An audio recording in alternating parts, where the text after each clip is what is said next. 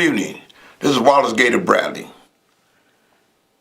First off, I want to say to God be the glory, and I want to let my viewing audience know that this show wouldn't be possible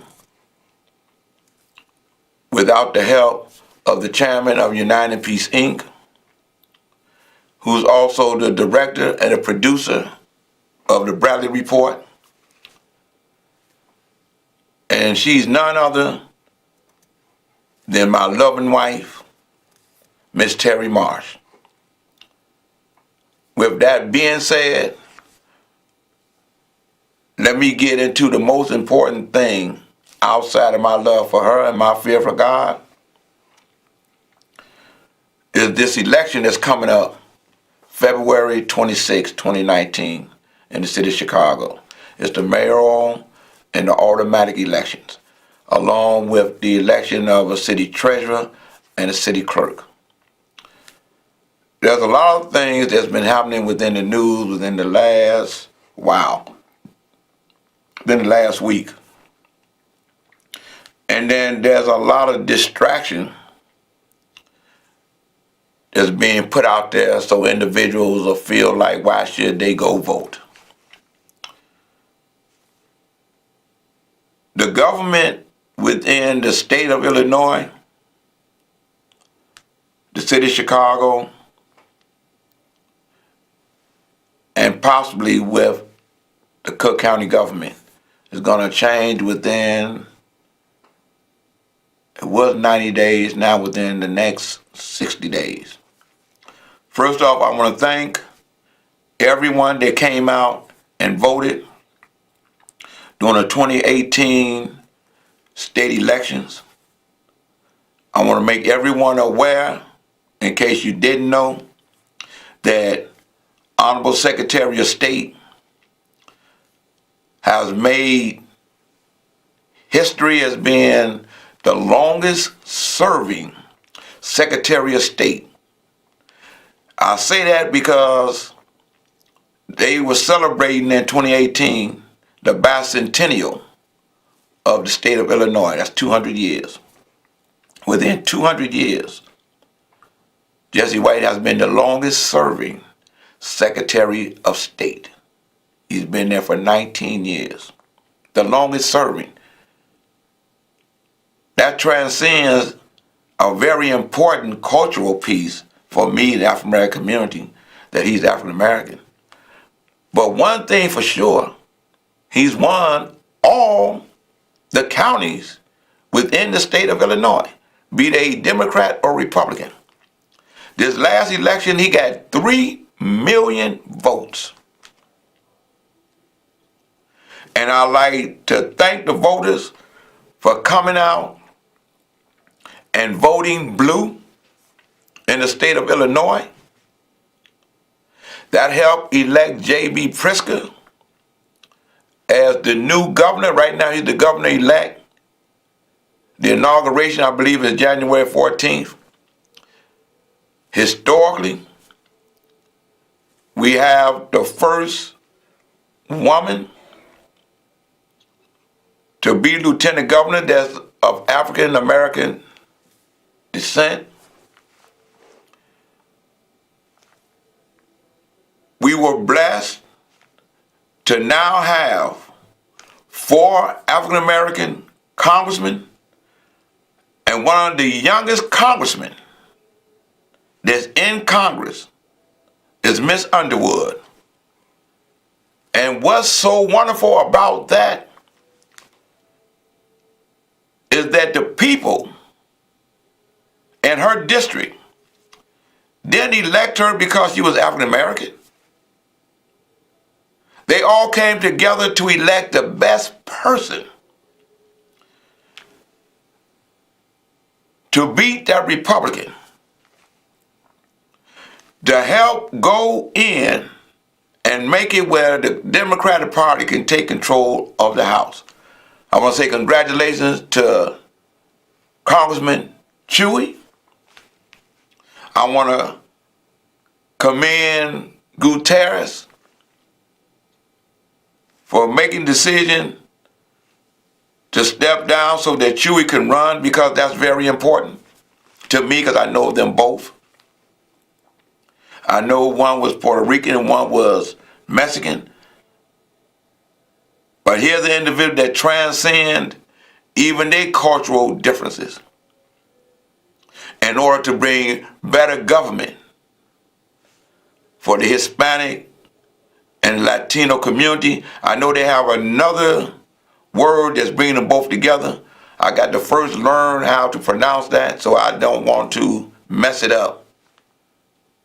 But there's a lot of things that's coming together for the betterment of the state of Illinois, the betterment of the various municipalities across the state of Illinois, especially here in Cook County and in Chicago. So I thank all the voters that came out and voted, especially those that voted the Democratic ticket. Well, like you say, or like they say, politics is local. But before we get into that, let me let you know how you can get in touch with me. And that is United in Peace, Inc., which I am the president of that organization. It's a 501c3, so United in Peace, Inc. makes no endorsements. But I, as a registered voter, let everyone know the different candidates that I believe in, because it's my opinion. And you can reach the Bradley Report. That is the Bradley Report .unitedinpeaceinc.org. That's the Bradley Report .unitedinpeaceinc.org. That's our webpage. And my email is LAGATOR, the letter B as in boy, the number 4, and the word peace, PEACE, at yahoo.com. And my phone number is 312-371-6914. That's 312-371-6914. Well, everybody is talking about the headlines in reference to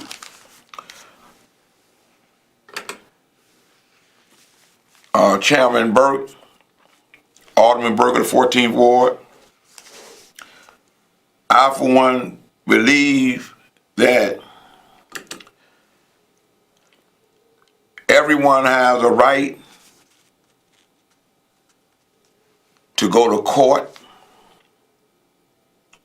to get their fair shake before a judicial body.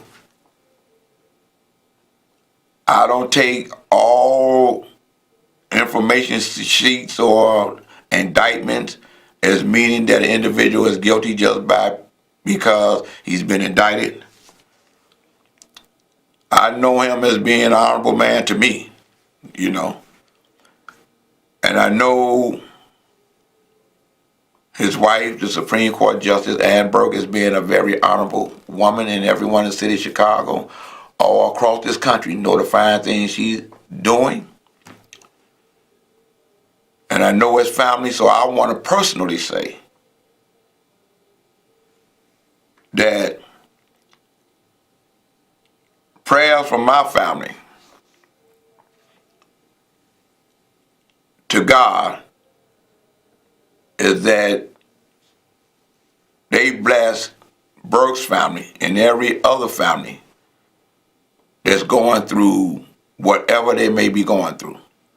So, Father God, I pray that you protect the family and keep the family intact, and all the other families that may be going through some things, that you keep the families intact.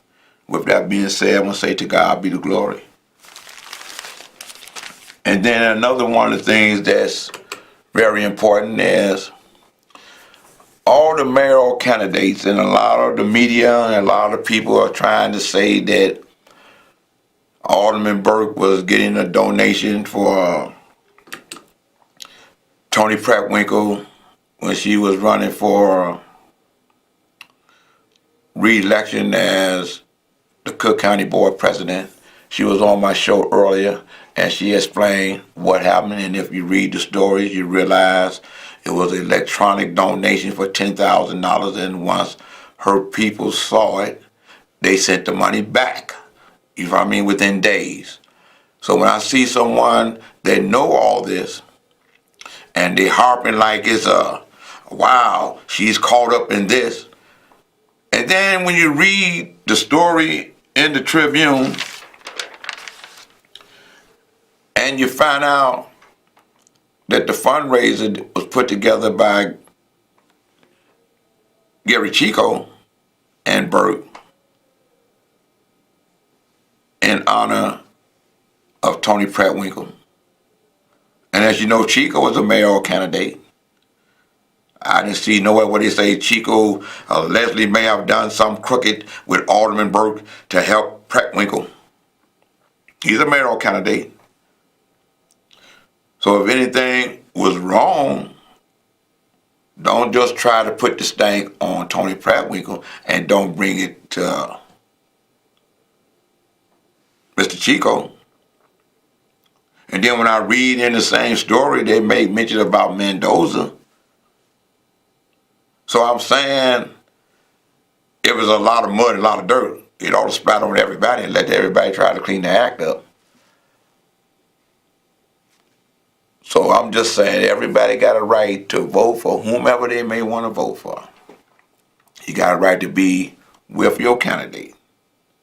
But somewhere I read that about casting the first stone, you know what I mean? Whatever it is. Something that's happened too is the wonderful thing about the new House that's in control, the new Congress that's now in control of the Democratic Party. And they got to work fast. Okay?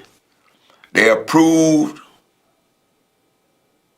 of a bill in order to stop the shutdown of the government, which Trump said it may take a week or maybe a year in order for it to get right because he wanted to get this money for this wall. And then I read a story that showed that there's tunnels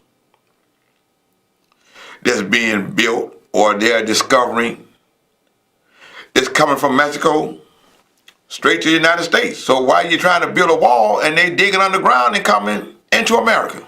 That's just my opinion, just my thought. That's what I read. Caller, could you please state your name? Yes. Hey, Gator, this is Steve again. Hey, Steve. All right, listen, real quick about the politicians, people taking money and stuff like that.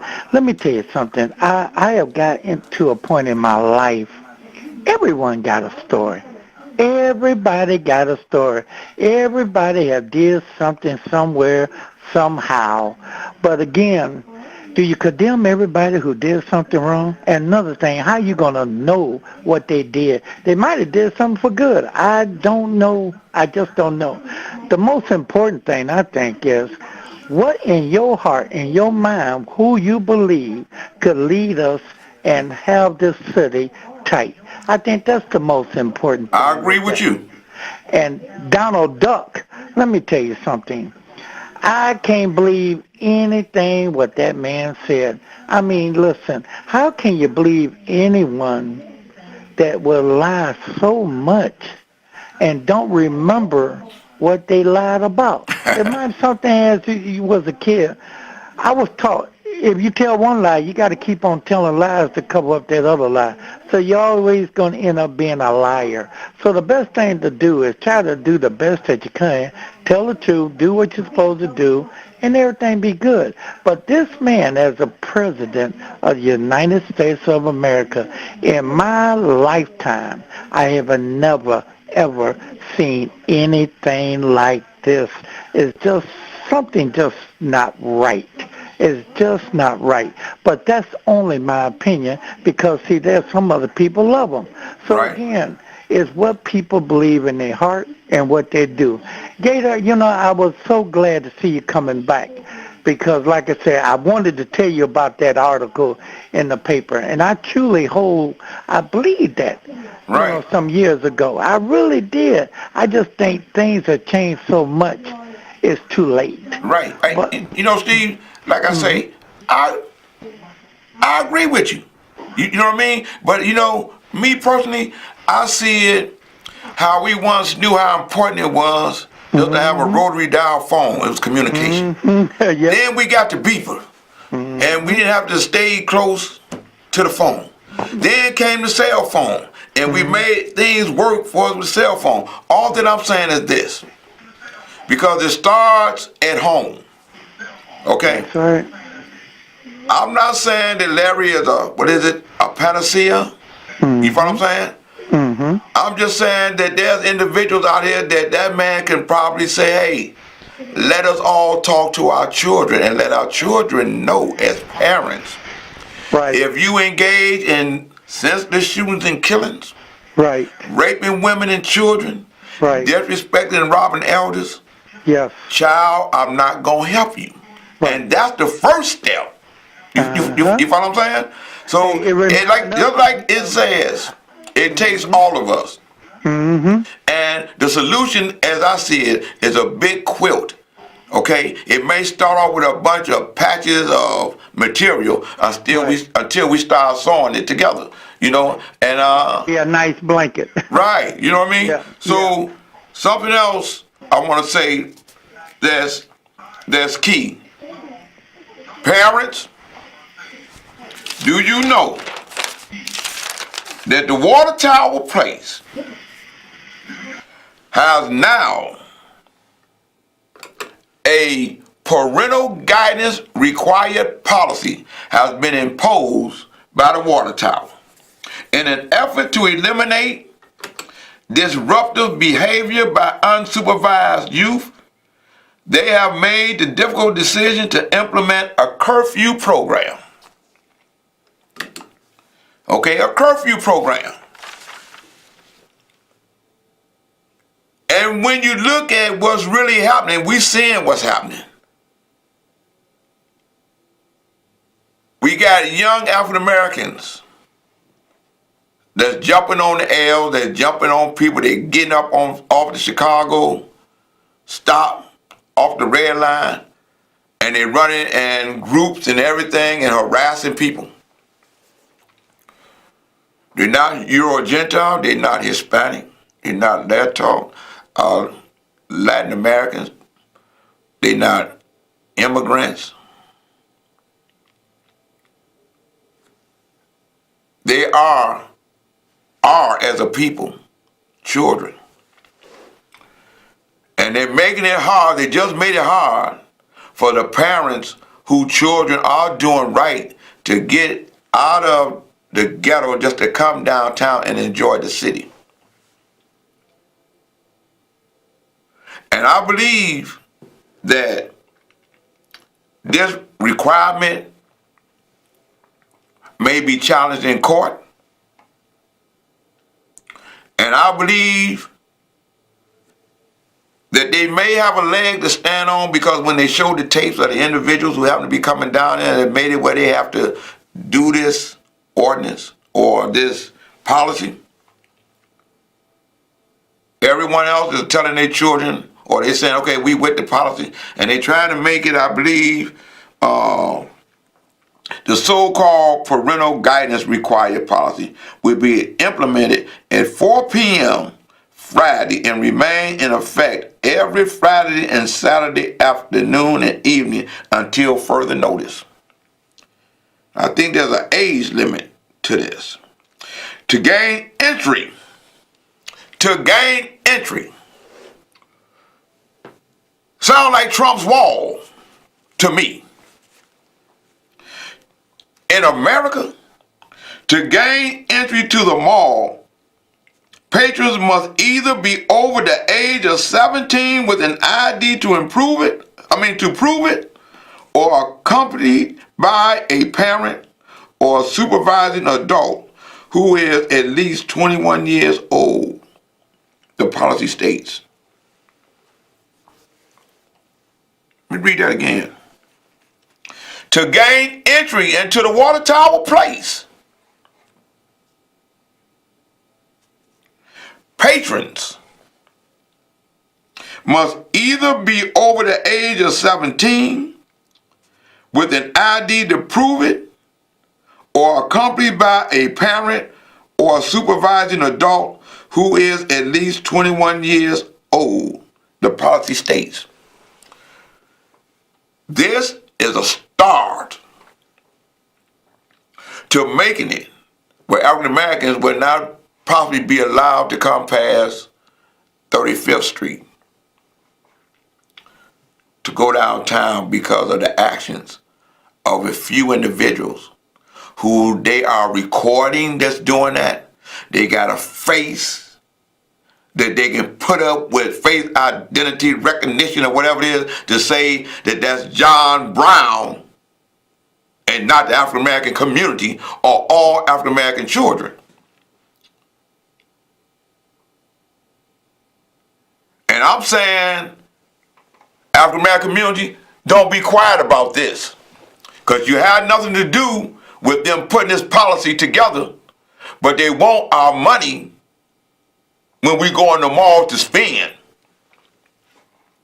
The stores that's in the mall, they really don't care if you stay home and go online. But our babies and grandbabies got a right to come downtown and enjoy it too. So I'm saying, parents and those that have supervision over their nieces and nephews, tell them that something worse is coming behind this. You can rest assured, if the community don't stand up, talking about our black leaders, NAACP push, the new black leadership, whatever you call yourself, somebody need to stand up and go down there and get a grip with this here. In my mind, it reminds me of how the world set back. It's a history.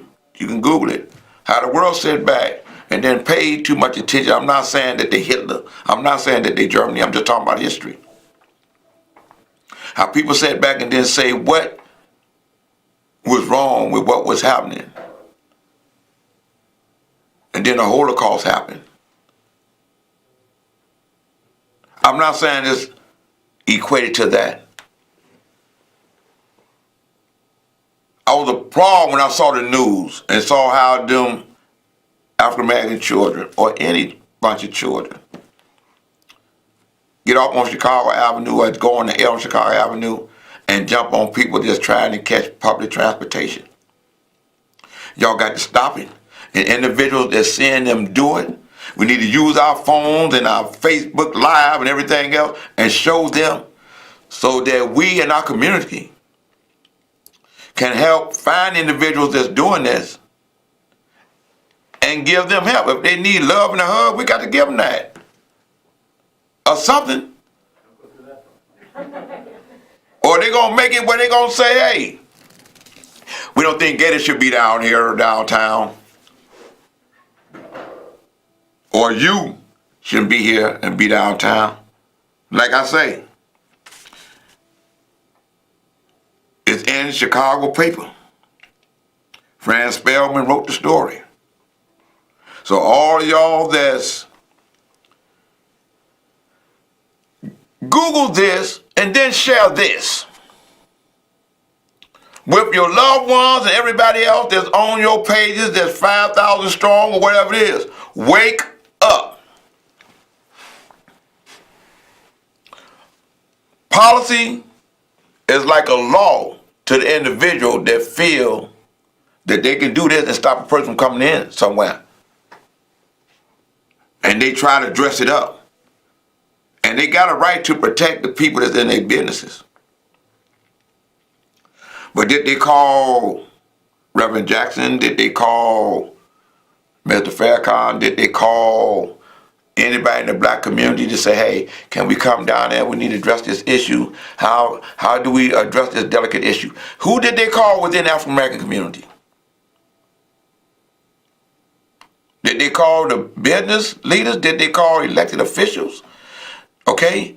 Did they call the spiritual leaders? If they did, tell us who you called,